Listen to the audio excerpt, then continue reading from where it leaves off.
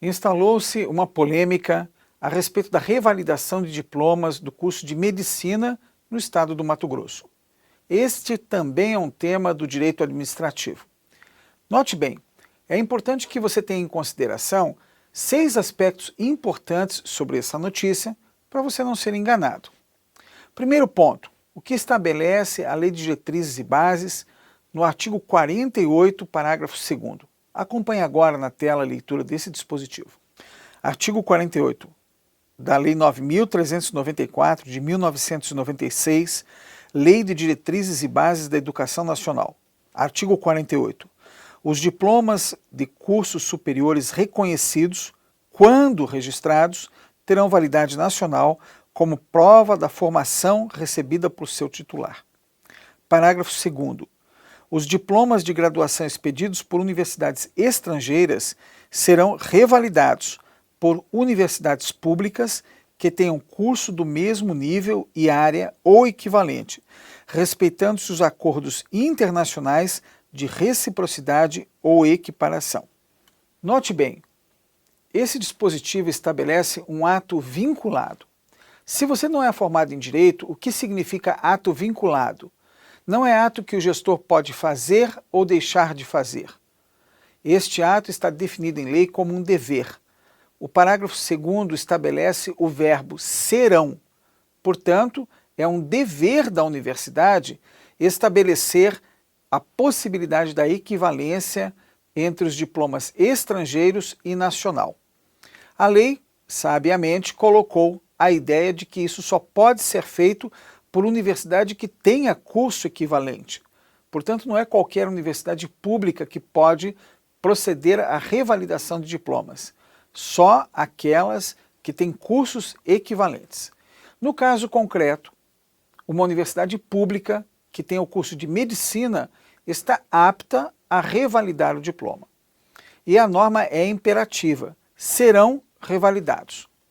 Agora, o que ocorre é que as condições para a revalidação poderão ser estabelecidas de forma objetiva pela universidade. Para você compreender melhor, vamos ler agora o artigo 53, inciso 5 da Lei de Diretrizes e Bases. Artigo 53.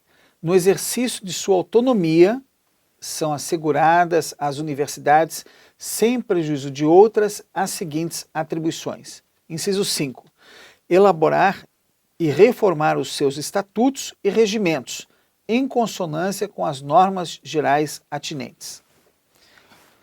E inciso 6. Conferir graus, diplomas e outros títulos. Note bem que esse dispositivo não trata especificamente de revalidação de diplomas. Trata da possibilidade da ampla autonomia da universidade de definir o conteúdo programático dos seus cursos e estabelecer as condições para os diplomas. Ou seja, só recebe, por exemplo, um diploma de médico quem cursar todas as matérias e atender outras condições definidas pela universidade de forma autônoma. E de onde vem essa autonomia? Vem da própria Constituição Federal. Vamos ler também outro dispositivo para você compreender melhor a questão. Artigo 207 da Constituição Federal. Artigo 207. As universidades gozam de autonomia didática, científica, administrativa e de gestão financeira e patrimonial e obedecerão ao princípio da indissociabilidade entre ensino, pesquisa e extensão. Como você verifica, esses 3 dispositivos legais formam um arcabouço que leva uma compreensão exata do tema, muito diferente dessa que está sendo veiculada pela imprensa oficiosa e muitas vezes pelas próprias pessoas envolvidas. Note bem, as universidades têm autonomia e têm o dever de revalidar diplomas na medida em que ocorrer uma coincidência, uma semelhança entre os currículos que oferecem e os conteúdos programáticos das universidades estrangeiras. O próprio judiciário, nas palavras dos juízes que estão examinando essa questão, tem exatamente esse entendimento. E nós vamos destacar aqui para você dois trechos de uma manifestação do judiciário sobre o assunto. Esclarece o juiz César Augusto Bearce. Aspas, o procedimento de revalidação de diplomas inclui a análise da equivalência dos estudos realizados no exterior e ou a submissão do candidato a exames e provas destinadas à caracterização dessa equivalência.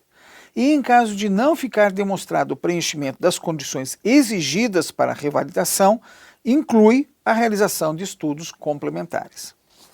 Veja a clareza de raciocínio.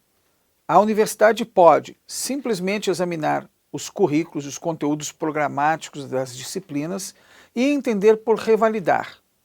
Ou pode fazer isso e exigir uma complementação, matérias que ficaram faltando na graduação obtida no exterior e que no nosso país aquela universidade especificamente estabeleceu como necessário.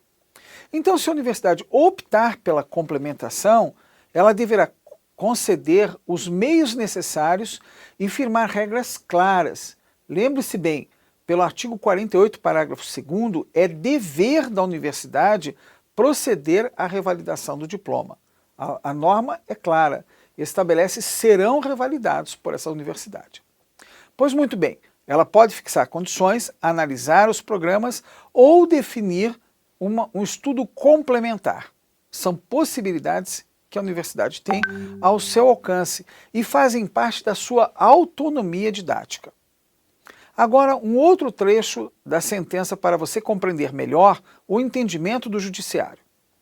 Note-se que o objetivo do legislador, ao prever que a validação do diploma se desse em universidade pública, era que o procedimento se desenvolvesse em uma instituição que tivesse referências e respaldo para analisar a suficiência do currículo apresentado e das horas estudadas, ou seja, capacidade para avaliar e não que esses estudos se dessem necessariamente ali.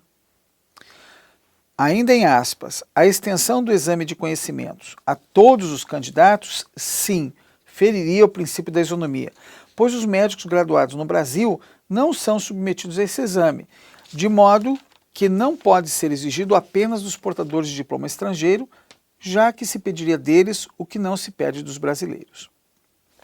Agora, ainda em aspas, certo é que a forma como essa avaliação será feita, se mediante simples análise dos estudos complementares realizados, se mediante realização de uma prova prática ou de uma prova objetiva, dependerá única e exclusivamente da decisão da própria universidade.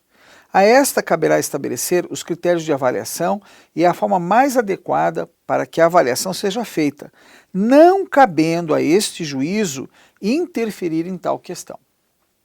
A polêmica que se instalou é que os que já fizeram os estudos complementares estão agora sendo submetidos a uma avaliação. E isso fere, se for determinado pela Justiça, isso fere realmente a autonomia da instituição.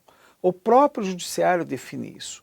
O Judiciário definiu, em determinado momento, que era possível ao próprio Judiciário mandar à universidade reavaliar os alunos antes de se submeterem aos estudos complementares.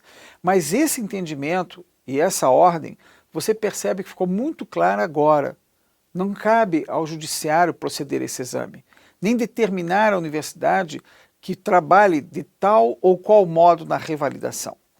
Portanto, a questão pode ser sim resolvida pela universidade. E fazer prova ou não fazer prova é questão exclusivamente referente à autonomia didática da universidade.